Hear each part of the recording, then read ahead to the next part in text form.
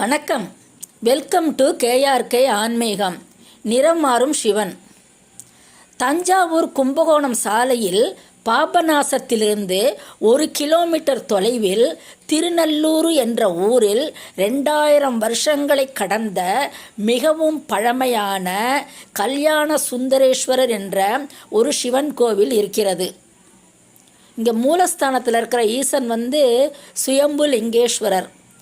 இவர் பகலில் 6 நாழிகைக்கு ஒரு தரம்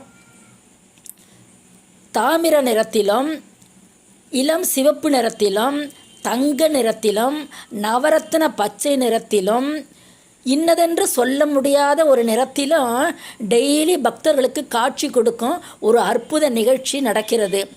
இதனால் இவரை பஞ்சவர்ணேஸ்வரர் என்றும் மக்கள் அழைக்கிறாங்க.